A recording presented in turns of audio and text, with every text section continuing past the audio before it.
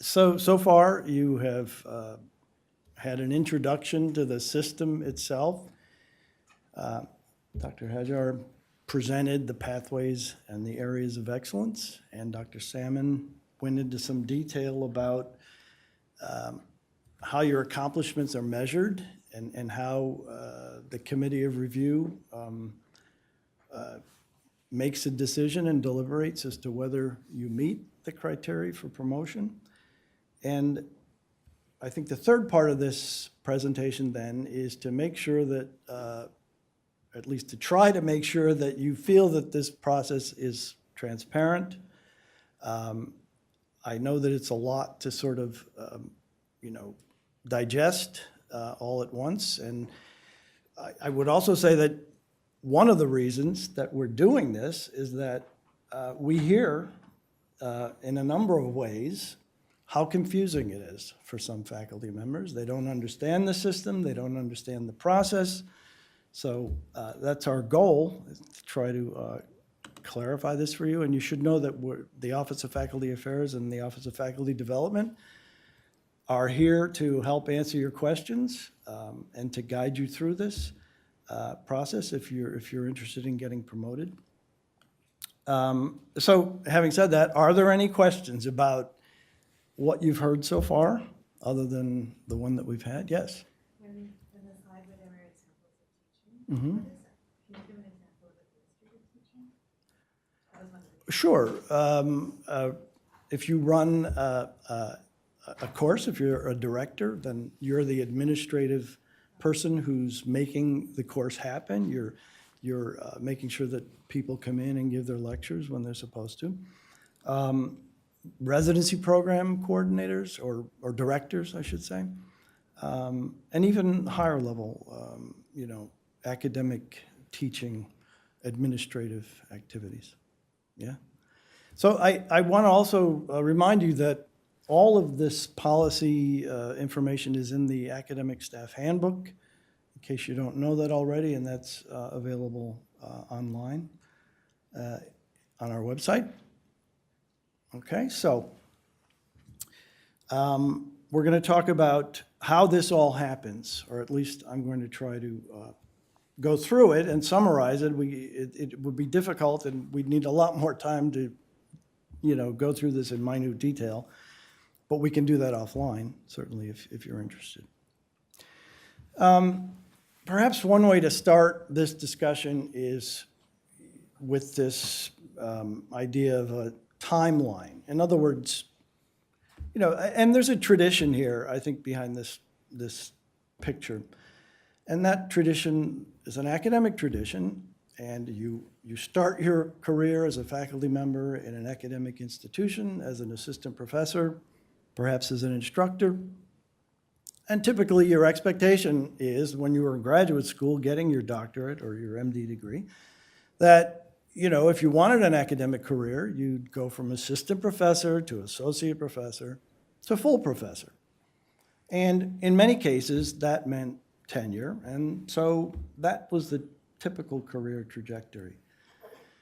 So in some sense, that is the genesis of this diagram. But in an academic, I should say, academic medical center institution, things get a little bit different because, as Kathy pointed out, because of the tenure issue, in a sense. In contrast to a university or a typical college, where if you don't get tenure, you're looking for another job. Most people, faculty here, don't get tenure, and they get to keep their jobs and even get promoted because of the nature of the medical enterprise. Okay, having said that then, what this diagram is saying is that you can start out as an instructor at the medical college, spend 3 years or so, and there are constraints with some of these appointments, and we'll talk about them a little bit more in a few minutes. But typically by year 3 of your instructor appointment, you you go up for promotion. In our system, it's also possible not to go up for promotion and to remain as an instructor, but that's predominantly in the clinical departments, because instructor in clinical medicine is a bona fide title. We don't really have a parallel title in the basic science departments. And there are reasons that instructors use more often in a basic science department than it is in a clinical department as an initial faculty appointment. But here you are at year 3, you're promoted to assistant professor. This promotion from instructor to assistant professor is not committee reviewed at the college level. This is a departmental decision, although ultimately, of course, the dean is presented with the recommendation for this type of promotion and needs to approve it. So either you're promoted from instructor to assistant professor, or you're initially appointed as an assistant professor. And the typical timeline, as you can see down here, is about 6 years. The 6 years is a sort of classic period of time before promotion decision is made, and in some cases, it's often made with tenure at the associate professor rank. I would say that at the medical college, tenure upon promotion to associate professor is rare. If tenure ever enters the picture, it's later, say around here. These are not hard and fast intervals, as this points out. In fact, if you're not on a time-constrained appointment, this may very well be 6, 7, 8 years. And I'll show you some data later that suggests that the average length of time for people who do get promoted here is more than 6 years, from assistant to associate. In line with the sort of tenure clock, you see this 3-year period as an associate professor before promotion to professor occurs. And again, that is tied to the classic tenure clock. But putting tenure aside, or tenure eligibility aside, one can remain an assistant professor until one is ready to be promoted. Likewise, one can remain an associate professor until ready for promotion. And once you're a professor, you've reached the top of the chain, as it were, and you've come to the pinnacle of your career, in a sense. Although there is a rank that's higher than professor, but perhaps we don't need to talk about that. If you were really interested, you can look at the handbook and discover what it is. So what this, the take-home lesson here is approximately 6 years after your initial appointment as an assistant professor, you're ready for promotion. But consider that a lot of stuff has to happen in those 6 years. And you're not going to wake up, on the first day of your 7th year thinking that promotion's just going to happen automatically. You have to do a lot of work for that to happen. Okay, any questions about this timeline? Okay, one of the things that, yes? I have a question about the tenure eligibility. Mm-hmm. How clear is it whether or not you're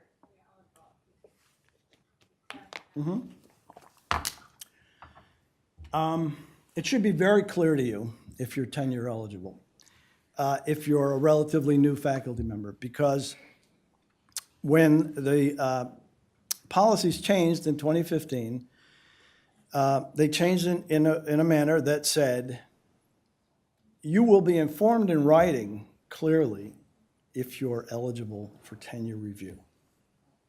So if you were hired as an assistant professor 2015 or later, you would have gotten an appointment offer letter, and that is where you'd see whether the letter says you're eligible for tenure review or not. You're being hired as a tenure review eligible faculty member or not. The letter will say that. If it doesn't say that, you're not tenure review eligible. And if you read your letter and you didn't see that, and you didn't understand it, that was the time to say something, or now. But it's explicitly in writing. Now, yes. For faculty members hired before 2015, it's a little bit different because the old system, it was implicit that if you were hired as an assistant professor at the medical college, by and large, you were hired as a tenure track assistant professor by default. And in that case, the college and the department is obligated to conduct its review of your accomplishments along the timeline we just saw. Okay, so if you were hired as an assistant professor in 2013, then by now there, will have been a review as to whether you're going to be put up for promotion or perhaps get an extension of 1 year time and rank, or decide with your chair and your mentors that the tenure review eligibility isn't, for me. Okay, is that clear? Just to make it even more clear, so if you're tenure eligible, you're married to this timeline of 6 years and 9 years. There's a clock. Whereas the pledge that you were talking about earlier, whether or not you could be 6 years or 8 years in the assistant professor track, does not apply to people who are tenure eligible as a professor. Does not apply for people who are not tenure eligible, yes.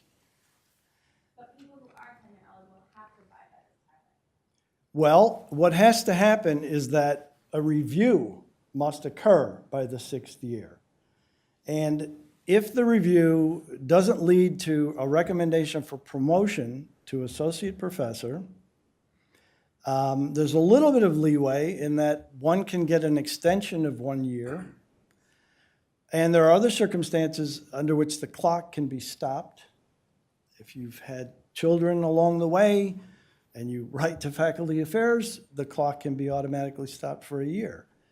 But you need to do that.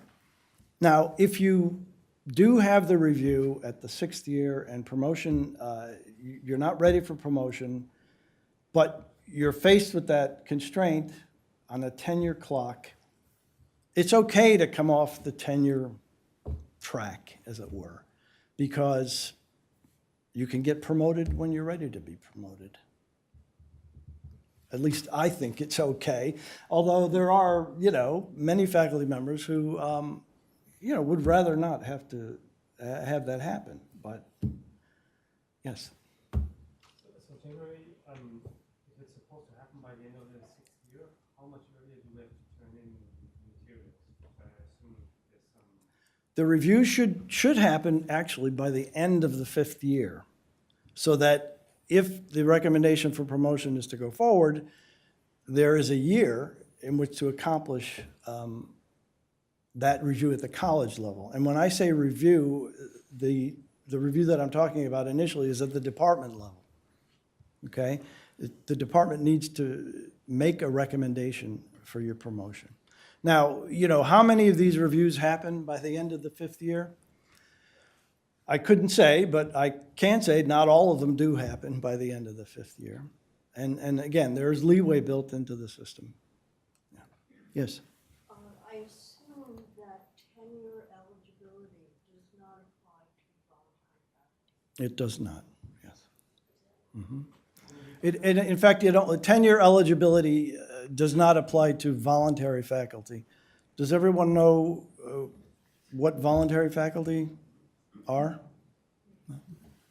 So we have a very dedicated and loyal group of faculty members who the college doesn't employ, who have private practices in the area, and who nonetheless contribute to the programs of the medical college, teaching, for example. And these are called voluntary faculty members. Their titles sound something like clinical professor of medicine.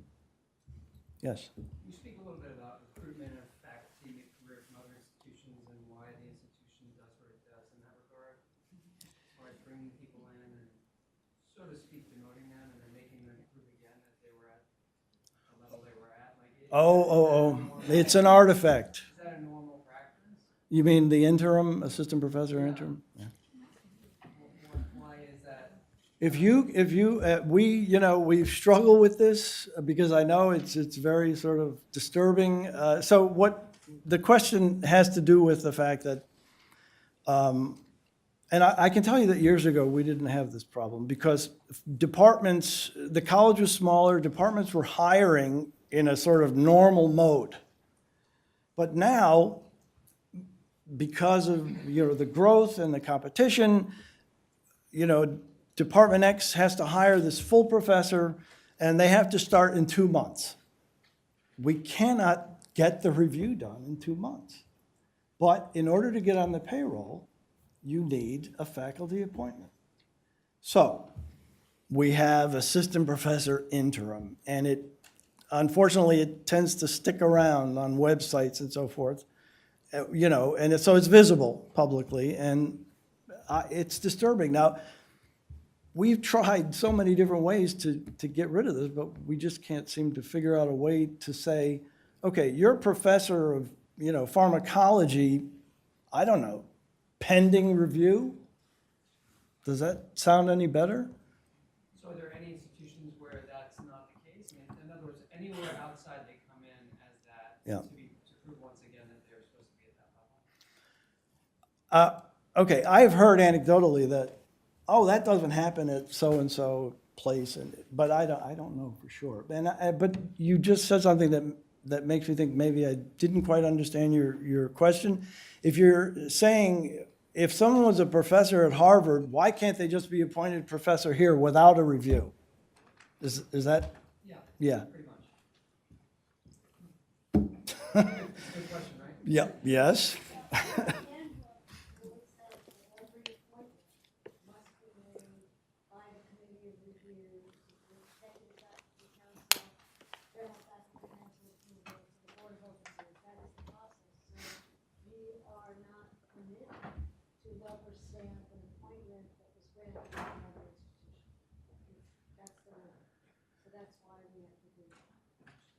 Well, but that idea certainly has come up many times, and who knows? There may be something in the future where some kind of policy is proposed and the faculty agrees to it. I don't know, but you have to remember, it's not only the medical college, it's Cornell University, so that's a complicated sort of question. Yeah, yes, I'm sorry. There's a lot of interest in tenure, but in terms of how frequent it's given out, Yeah. if you consider an assistant professor, wouldn't you say that less than 1% of our assistant professors would even be considered for tenure? Ultimately, down the road? I don't know the number, but sure, it's quite small. Yep. I don't know, less than 1% of the, And it's always a pathway of scholarship. yes, it must be a scholar pathway. It's almost always an endeavor of Investigation, exactly. Yes. If it's not those, it's extremely rare. Yes. And since most assistant professors are not on that path or that endeavor, you can almost rule it out from the beginning. I agree. It's more, seems more sensitive to the basic scientists than the clinicians. And I think people would probably be happier if they just focused on what they did well and do it and forget that tenure visit. It's important to underscore what we just heard. Individuals on the pathway of excellence, any of the three, tenure's not questioned. It's only individuals who are appointed, hired, or promoted on academic achievement and scholarship. And that is not the majority of all the faculty of outcome. Right, and among those who are hired, not all of them are told they're eligible for tenure review. Yes. So along the same lines, I was wondering, among those who are tenure eligible and are on this timeline and go for promotion and then aren't connected for promotion, I think you said this earlier, are they invited to stay in other capacities generally, or are they? Oh, yes. No, again, it's not up or out. That was the point I was trying to make initially, that in contrast to your typical university, You know, it's not up or out.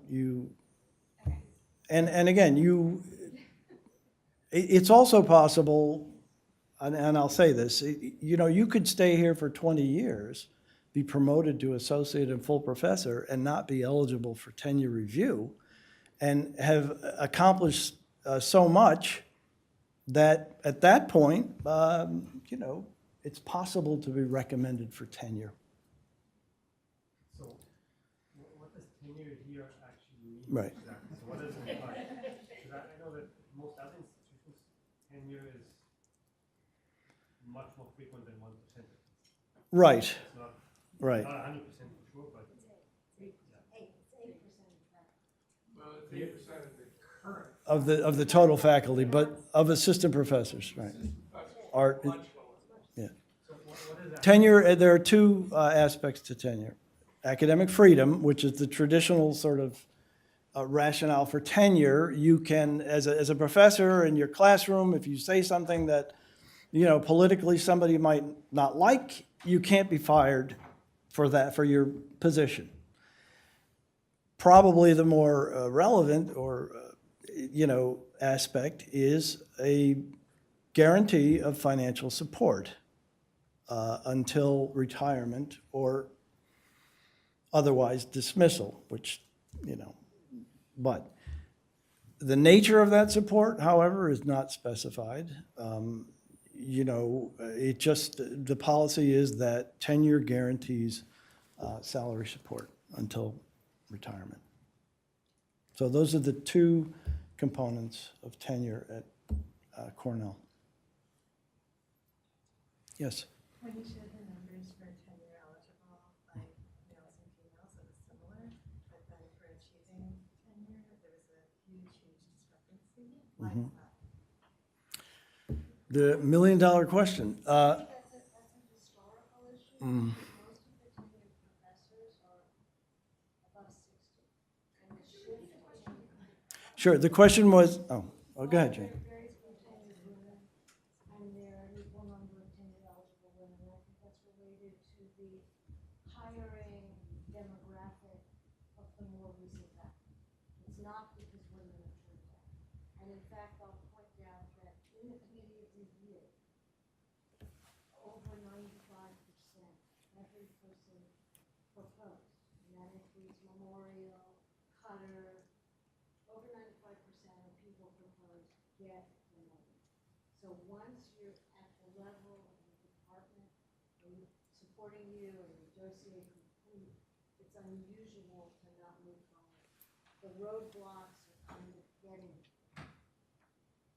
you and your chair or your division head have to agree, you have to put together the portfolio, you have to be comfortable with what the pathway is, all that stuff, and Mark will tell you about that now. I think it's really important to know the process, but that's where the roadblock is, it's not in committee. And women get more promoted than men, it's like 97 versus 94. I'm sorry.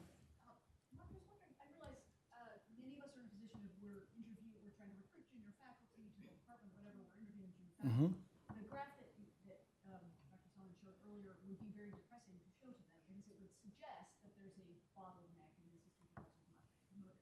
However, I think that that's not the case because, as you probably tell, we're recruiting tenure eligible. Mm-hmm. So I'm wondering if it would be possible to see the sort of pipeline for tenure eligible hires. We have numbers for basic and clinical broken out, and I think that's really part of the question. One of our challenges, I think, is defining basic versus clinical, because the definitions right now are what department you're in. And there are a lot of scientists in the Department of Medicine that want surgery, but not clinical. So we've got to clean up those data, but we understand the need for it.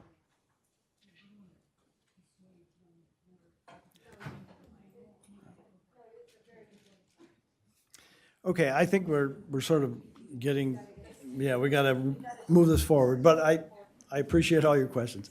So what do you need to do? You need to prepare a Weill Cornell format CV, and because we use this along the way in a number of cases. And as Jane pointed out, there's a new version on the horizon, so please keep your eyes out for that. We are offering help from an OFA, yes. It's been mentioned several times that the PCBs Mhm. pending, and I know I've heard that before in prior talks. So I was just wondering if there's an estimated timeline for when that season. I think quite soon. In fact, we're sort of piloting it now with some test cases. And, A final focus group of faculty, administrators, and yeah. people to make sure they're happy with it, so that we don't roll it out and get a lot of comments that we don't. Yeah, it's done. It's just now we need to make sure everybody's happy with it. And OFA will, if you need help with the CV, whether it's the old one or the new one, feel free to call us or email us. We will help guide you through that. You have annual meetings with your chair or your chair's designee, and each department has its own little process for reviewing faculty for promotion. You should take advantage of those meetings. For associate and full professor and tenure appointments, OFA will solicit the evaluation letters from names that have been submitted by the department, often by the faculty members themselves, to the department. Once we get those letters, we return them to the department. The department deliberates again and decides whether or not to move the recommendation forward. When the recommendation goes forward, OFA gets it on the next committee of review meeting. The committee of review meets 11 times a year, every month except for August.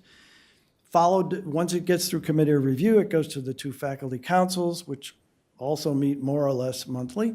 And following the councils, it goes to the dean for final approval. It comes back to OFA, and OFA records the promotion or the appointment and sends out correspondence. Yes. Mhm. You may submit letters to your chair that will then get names of letter writers, external evaluators, to your chair, and those names may get transferred to Office of Faculty Affairs. It's really important not to contact them directly, not to tell them you're going to write a letter, because if that becomes clear, the letter really isn't valid. So if all of that is removed from you, and even removed from your chair, it comes from our office. Right, the evaluators are really important, so choose them wisely, and that's a critical component of the dossier. I'm not going to go through this slide because we've talked a lot about tenure, but I would advise you to read Section 3 of the handbook if you're really interested. The other thing about tenure is that even if you're the most tenurable faculty member, if there isn't a slot in your department for tenure, it's off the table. And the dean decides if there's a tenure slot. There's something called this probationary period for tenure review, which is 9 years, which I alluded to before. Enough said. There's a maximum time and rank on assistant professor tenure eligible appointments. As I said earlier, that's 6 years. There's also a maximum time and rank on unmodified instructor appointments, which is 3 years. That was reflected in the earlier timeline slide. But again, not everyone is subject to a maximum time and rank, in particular associate and full professors who may be hired initially at those ranks as tenure review eligible. They can stay associate or full professors without getting tenure, although they must be reviewed for tenure in 3 years from their hire. So it's a little bit a different timeline for those types of people. This tries to summarize the various steps that different levels of faculty appointment go through. Lower rank faculty and non-faculty academic staff, such as research associates and postdocs, go straight from the department to OFA and approval by the dean. Upper rank new faculty, associate professors and professors are approved by the committee of review, as I mentioned, then the faculty councils and by the dean. And of course, this is prior to all of the other stuff that has to happen, getting letters and review at the department level. And finally, for tenure, you see that it's even a much more involved process. In fact, tenure is approved ultimately by the Board of Overseers. This is some data about how long it's taking us to do these things, to get these recommendations through the system. We've begun tabulating this data, and you might not be too happy looking at this data, but I'll just go through it. I think we're getting better, but as you know, there are a lot of steps. So in 2017-18, it was about 8.6 weeks between the time OFA got a request to start an evaluation and actually began soliciting letters. It's about 11 weeks on average between initiating solicitation and completing getting letters. Another 7 weeks between the department having gotten all the letters and deciding to make a recommendation. And then the shortest period is from the department's recommendation to the committee of review. And that makes sense because usually, as I said, the committee meets monthly, so we get a recommendation, it goes to the next meeting. If we have time, I can talk about, why some of these take so long. If you add all of this up and look at the, total amount of time it takes from the initial request for evaluation to review by the committee of review, you see on average it's about 30 weeks. But you also see that in some cases it happens much more quickly than that, but in some cases it also happens a lot more slowly than that. Okay, so just so you get an idea of how long this can sometimes take, how long it takes on average. If you think your application has fallen into a rabbit hole somewhere, it hasn't. Just know that it takes time, be patient, and feel free to ask us where things stand. So finally, to summarize, if you want to get promoted academically, if you want that kind of academic career, assistant, associate, full professor, start early and talk to people in your department, especially your chair, your division chief. Seek advice from mentors and other senior faculty members. Use the annual faculty review and other types of meetings to document your activities and to get that guidance and keep the ball rolling. Because if you're not going to wake up at the end of your 5th year and think, promotion is just going to happen. It's not a passive process. It requires plenty of effort, in addition to what you're doing, in your jobs. So, are we good with time? Yes? Okay. I think on behalf of Dr. Hajar and Dr. Salmon, thank you very much for coming. If there are questions still, we're happy to answer them.